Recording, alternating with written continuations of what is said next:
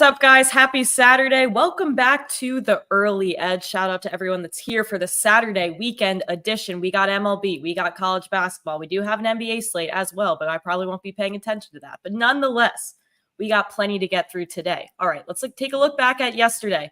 Lots of green check marks for the team. Love to see it. Chip with a little 2-0 night for the team. Matt Snyder as well. Buckets, bang. I mean, this is what we like to see. This is March. Let's do this again. I'm going to bring in the crew. We have just the crew for this Saturday slate. Gentlemen, happy Saturday. Chip, 2-0 night. Let's hear it. Listen, how are you feeling? Happy to see it. I actually got to watch that NC State win. Not one of my picks, but with a ton of Wolfpack grads and like a closed down theater with the game up on the big screen. Place was rocking. It's electric vibes here in Raleigh, North Carolina around the pack. I love to see it. I was on the big hoss DJ Burns to have over 2.5 assists, and he cashed for me early in that first half. We love one of the best passers out of a double team, man. It's awesome. It's beautiful to watch him go. Automatic. Tom, how we feeling? We had some upsets last night. How do you feel about last night? Yeah, it was another interesting night. You know, I think it sets up for some really good Elite Eight matchups. Purdue, Tennessee is going to be a phenomenal game. I know there's been narratives about both those coaches, but they both made it to the Elite Eight.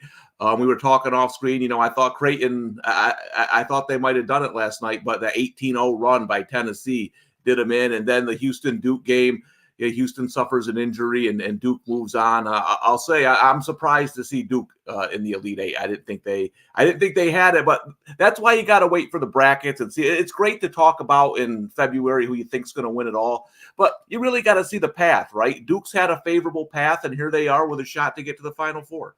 Yeah, absolutely. Duke, Clemson, NC State, not teams that were on my bingo card to make it. That is for sure. Amags.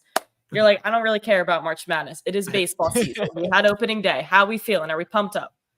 No, yeah, I do care a little bit because I have to say that both of these guys that I'm on here with, and you, Ken, but specifically Tom, I've been looking at some of the stuff he's been putting out, just crushing it. So got to give you both a shout out, and then also shout out to Sniper yesterday for the last few days here. I mean, what is he, 4-5-0, something like that? He had a couple winners on the site too, so he's been all over it. And I'm happy to be back, but they've been holding it down. Oh, yeah. The squad is on fire. And speaking of, we got to start off with our heavy hitter here with Tom. Tom, I'm kicking it right back to you. We're going to Clemson, team we were just talking about. Little stunned to see them here, but happy to see them here. What do we got for Clemson today? Yeah, you know, when we get to this point of the season, there's different ways to bet games. I mean, these lines are tight now. I look at these Elite Eight lines. They're where they should be. So I'm going to go to a player prop. I'm going to go to P.J. Hall over 16.5 points against Alabama. You know, these teams met early in the season. Hall had 21. And Alabama, that's kind of how you beat them. They struggle with athletic big men in the paint. You know, Florida's Tyrese Samuel gave them a lot of issues, both with second chance points and his offensive game by the bucket. That's Clemson's path to victory for me. Alabama has the edge in guards. And I think for Clemson to compete, they're going to want to get the ball down low to Hall. They want to slow the game down. They want to play a half-court kind of game. I do see a lot of offensive possessions, though, because Alabama plays so fast. So if Hall can get in the neighborhood of 12 to 14 shots, which I think he will, and get to the free throw line because Alabama fouls a ton, I think we get over this number, 16.5 points.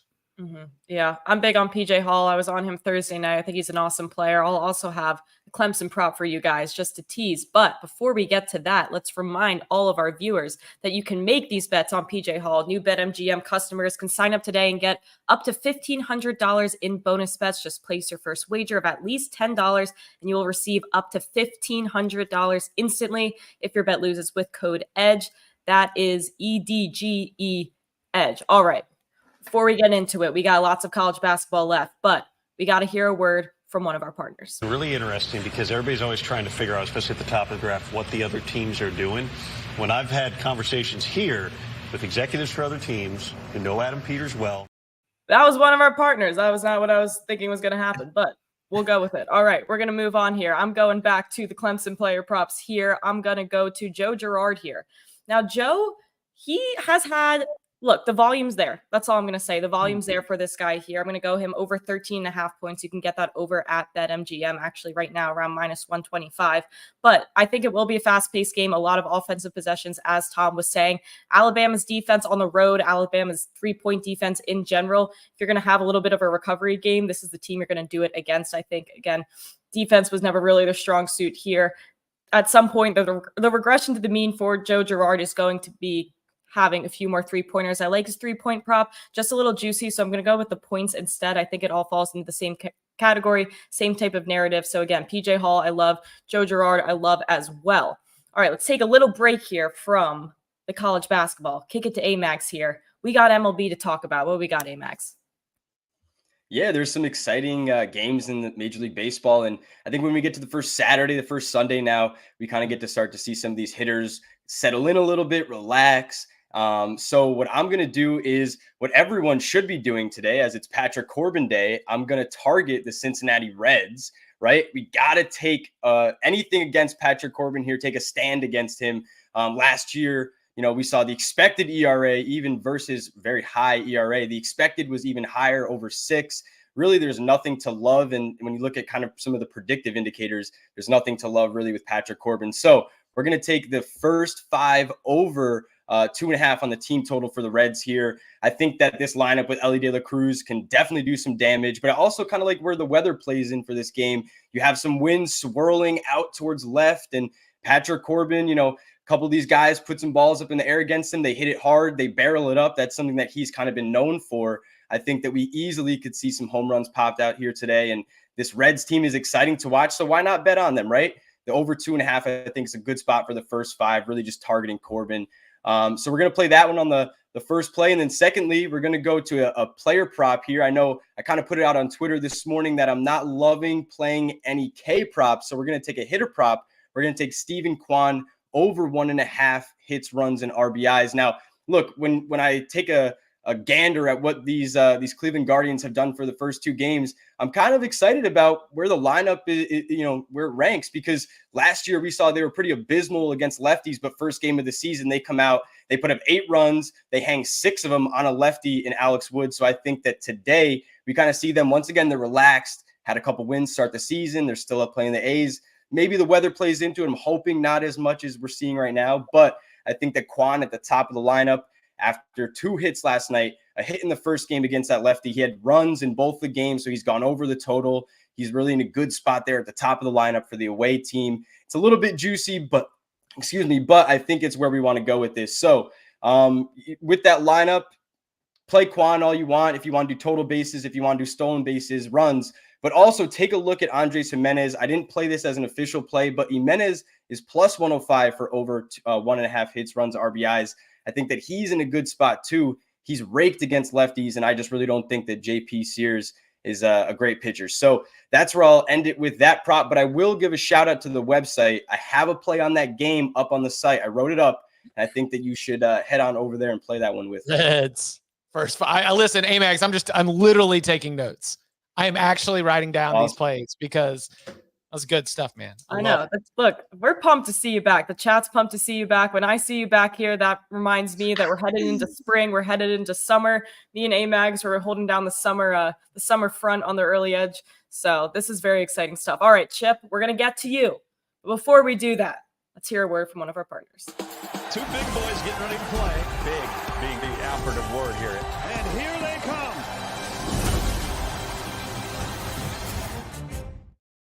All right, Chip. I mean, this is your Super Bowl. We're getting there, okay? We're getting down to the end of March Madness here. You got 2 plays for us, a couple that go along with the rest of us here. So I'm excited to hear what you have to say.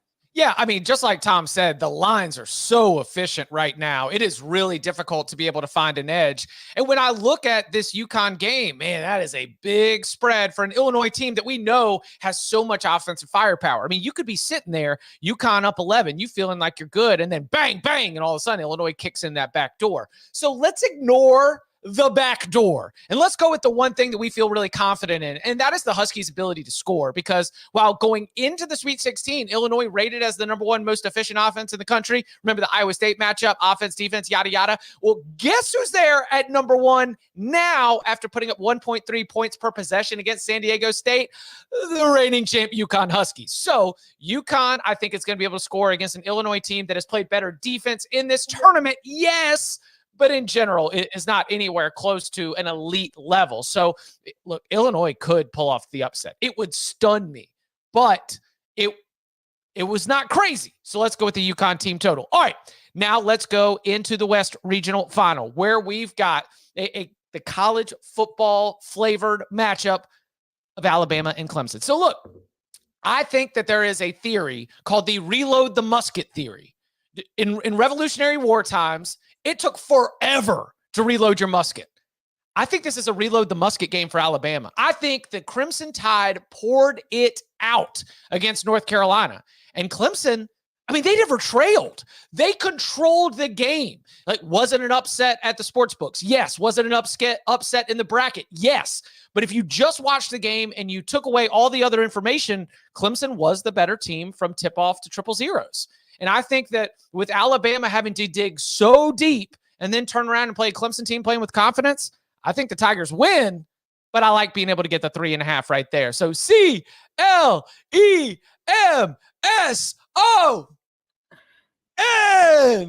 Let's go Tigers. Hype me up on a Saturday, Chip. I mean, you really get me pumped up. This is a great way to start. Yeah, let's go, Amags.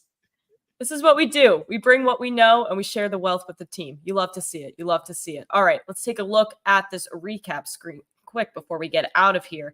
I am on Joe Girard over 13.5 points. Amags hitting us with the MLB Reds first 5 team total over 2.5. Stephen Kwan over 1.5 hits, runs, RBIs. Then we got PJ Hall back to the Clemson Tigers over 16.5 points from Tom. And Chip is on UConn team total over 82.5 and the Clemson Tigers plus the 3.5. Gentlemen, it's been hell of a ride with you this morning, but we got to get out of here. There is money to be made, weekends to be had. So let's make some money, pay for some drinks, and we will see you guys on Monday or tomorrow. I'm going to be here tomorrow hosting. I'll see you guys tomorrow.